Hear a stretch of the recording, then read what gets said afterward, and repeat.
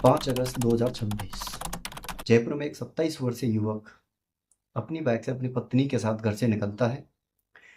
बताया जाता है कि वह अपनी पत्नी को दवाई दिलाने के लिए जाता है, लेकिन एक कुछ ही समय बाद कहानी ऐसी बदलती है कि सामान्य सी लग रही मौत का शक जो है हत्या में बदल जाता है।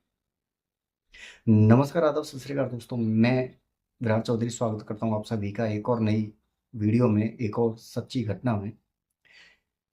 ये जो घटना है दोस्तों, रिश्तों को शर्मसार कर देने वाली घटना है। आए दिन पत्नियों द्वारा पतियों पर किए गए अत्याचार और उनके साथ की गई वारदात के बारे में है। क्या पतियों की जान इतनी सस्ती हो गई है उन पति पत्नियों के लिए, जो आए दिन अपने पतियों को, कोई तो औरत जो है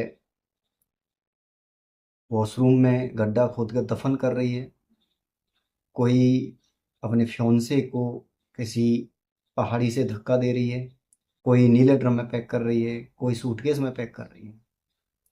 ऐसे केस बहुत हुए हैं, लेकिन आज का जो केस है वो केस ऐसा केस है कि एक जो पत्नी होती है वो अपने पति को जूस में जहर मिलाकर पिला देती है, और जूस में जहर मिलाकर पिला देने के बाद उसको इधर उधर लेकर घूमती है। और जब उसके पति की तबीयत बिगड़ने लग जाती है, तब वह उसके घर वालों को फ़ोन करती है और बताती है कि उसके पति की अचानक से तबीयत खराब हो गई है, मैं यहाँ पे खड़ी हूँ, यहाँ आ जाइए। दोस्तों, आज की जो घटना है जयपुर के रहने वाले 27 वर्षीय महेश मीणा की है, जिनकी पत्नी का नाम होता है कविता मीणा। दोस्तों, कविता मीणा की किसी तरह की दवाइयाँ चल रही होती हैं, तो वह अपने पति महेश मीणा के साथ दवाई लेने के लिए उसकी बाइक पे बैठ के निकलती है। सुबह से शाम हो जाती है, लेकिन महेश मीणा और उसकी पत्नी कविता मीणा घर नहीं लौटते हैं। महेश मीणा का भाई मनीष मीणा अपने भाभी को कॉल करता और पूछता है कि सुबह से शाम हो गई, तुम लोग अभी तक घर नहीं आए हो, अभी कितना वक्त और लगेगा। इस पर कविता मीणा कहती है कि कुछ समय और लगेगा हमें, कुछ टाइम बाद हम लोग घर आने वाले हैं। लेकिन उसके कुछ समय बाद ही कविता मीना अपने देवर को फ़ोन करती है कि महेश की तबीयत अचानक से ख़राब हो गई है, और जहाँ तक हो सकता था मैं वहाँ खुद बाइक चलाकर लेके आई हूँ, लेकिन यहाँ आके बाइक जो है अब मैं नहीं चला पा रही हूँ, तो यहाँ आ जाइए। अब मनीष मीणा जहाँ की लोकेशन उसकी भाभी देती है वहाँ पहुँच जाता है। वहाँ पहुँचता है तो देखता है कि उसका भाई जो है बेसुध पड़ा हुआ है। उसको आनन-फानन में फिर अस्पताल में ले जाया जाता है। अस्पताल में जहाँ महेश मीणा को डॉक्टर जो है मृत घोषित कर देते हैं। ये कविता ने जो बताया वो इस तरह बताया कि अचानक से महेश की जो तबीयत है वो ख़राब होने लगी, और जहाँ तक हो सका मैं बाइक चलाकर उसको अस्पताल लेकर जा रही थी, लेकिन जहाँ वो बेसुध हो गया मैं वहाँ खड़ी हो गई। अचानक से उसकी तबीयत ख़राब होने लगी।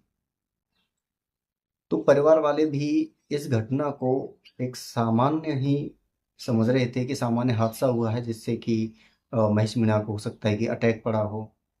तो घर वाले जो हैं महेश मीणा को घर ले आते हैं और उसका अंतिम संस्कार भी करवा देते हैं। अब इधर महेश मीणा के जो पिताजी होते हैं, उनको ये बात जो है कहीं न कहीं अ, पच नहीं रही होती है कि उनके बेटे की ऐसे अचानक तबीयत खराब हुई और जिसके चलते उनका बेटा अब इस दुनिया में नहीं रहा। अब जो उसकी पत्नी होती है महेश मीणा की, कविता मीणा, वो अपने पति महेश मीणा की अस्थियां विसर्जन के लिए हरिद्वार भी जाती है। वो जहाँ उसकी अस्थियों को विसर्जित करती है, और हंसी खुशी उसके चेहरे पर इतनी सिकन नहीं होती है, हाँ, लेकिन वो घुल मिल रही होती है, जैसे कि उसका पति नहीं है, तो वो दिखाती है कि उसको भी बहुत दुख है। लेकिन उसके जो ससुर होते हैं उनको ये बात कहीं न कहीं हज़म नहीं होती है। वो क्या करते हैं, जब कविता को अस्थियाँ विसर्जन के लिए परिवार वालों के साथ हरिद्वार भेज देते हैं, तो वो पीछे से उसके जाने के बाद कविता को भनक ना लगे इसलिए वो उसको हरिद्वार भेज देते हैं और वो पीछे से सीसीटीवी कैमरा को खोजना शुरू कर देते हैं। जहाँ जहाँ उनको सीसीटीवी फोटोज मिलते हैं वो उनको कलेक्ट करते हैं, कलेक्ट करने के बाद अपने पास रखते हैं और वो इस कड़ी तक पहुँचना चाहते हैं कि क्या हमारे बेटे की वाकई में एक हादसे से मौत हुई है, एक अटैक पड़ने से मौत हुई है, किस तरीके से मौत हुई है। अब दोस्तों कहानी यहाँ से शुरू होती है कि कविता मीना जिसकी शादी होती है महेश मीना के साथ, उससे पहले से ही कविता मीना जो है उसका एक प्रेमी होता है जिसके साथ वो शादी से पहले से ही रिलेशन में रहती है। किसी कारणों के चलते कविता की शादी जो है उसके प्रेमी से नहीं हो पाती है, जिसके चलते वह महेश मीणा से शादी कर लेती है। लेकिन वह शादी होने के बाद भी अपने प्रेमी से बात करना बंद नहीं करती है। वो आए दिन अपने प्रेमी से बात भी करती थी, मिलती भी थी और कहीं न कहीं यह बात महेश मीणा को भी पता लग जाती है। अब महेश मीणा जो है एक सीधा-साधा लड़का होता है और कविता जो है काफ़ी शातिर दिमाग की होती है।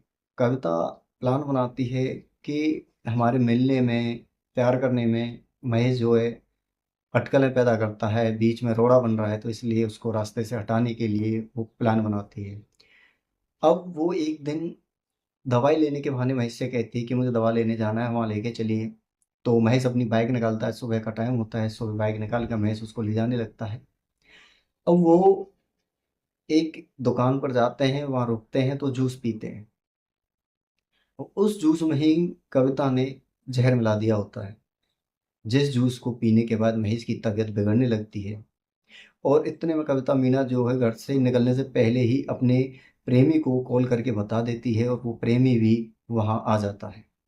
अब प्रेमी वहाँ जाता है, प्रेमी के साथ जो है उसके जो प्रेमी होता है उसके साथ 2 लड़के और आते हैं। जब महेश के पिताजी वो सीसीटीवी फुटेज निकाल रहे होते हैं, ढूँढ रहे होते हैं, तो उन फ़ोटोज़ में देखते हैं कि कविता जो है किसी अन्य युवक के साथ बैठी होती है और जो महेश मीणा होता है वो बीच में 2 युवकों के साथ एक दूसरी बाइक पर बैठा होता है, जो कि उन सीसीटीवी फुटेज में भी बेसुध नज़र आ रहा होता है। महेश मीणा के पिता का शक गहराता चला जाता है और वो और अच्छे से छानबीन शुरू कर देते हैं। अब वो यहीं नहीं रुकते, वो पास के थाने में ही जाते हैं और कंप्लेंट दर्ज कराते हैं और बताते हैं कि मुझे अपनी बहू पर ही कहीं न कहीं ये शक है कि मेरे बेटे की हत्या की गई। अब पुलिस भी इस केस के पीछे जाँच शुरू कर देती है, अपनी जाँचें तेज़ कर देती है।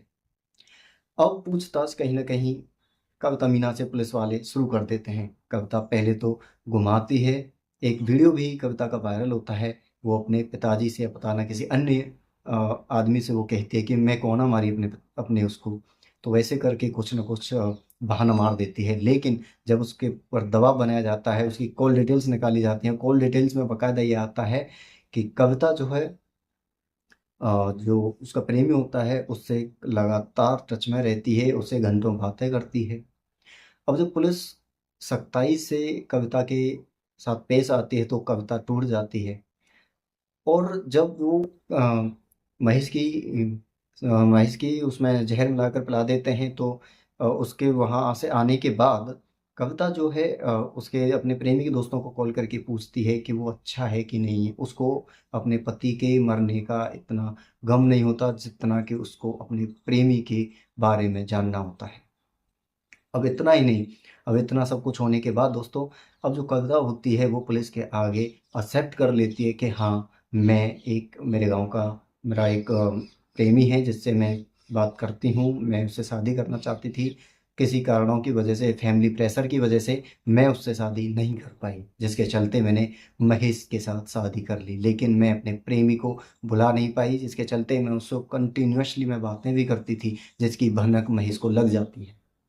अब वो सोच लेती है कि मुझे महेश को रास्ते से हटाना पड़ेगा, जिसके चलते वो प्लानिंग करती है। वो दवाई लेने के बहाने महेश के साथ जाती है और एक जूस की दुकान पर वो महेश को रोकती है और वहाँ महेश के जूस में जहर मिला देती है, बल्कि वो खुद उस जूस को नहीं पीती।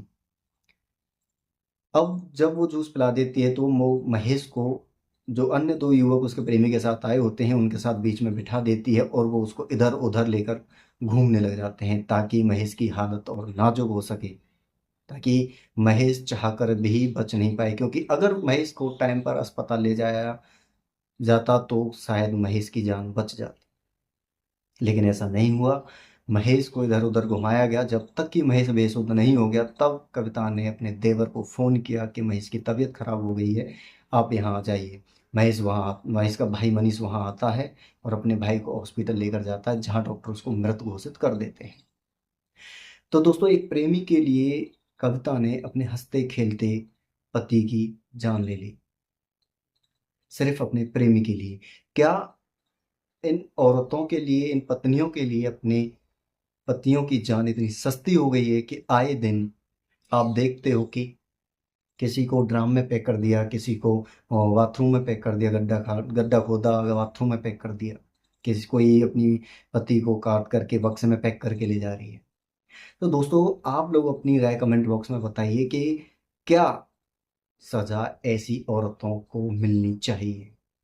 कमेंट बॉक्स में अपनी राय देना मत भूलिएगा। अगर आप चैनल पर नए हैं तो वीडियो को लाइक करिए, चैनल को सब्सक्राइब करिए, और मिलते हैं अगली ऐसी एक और सच्ची घटना में। तब तक के लिए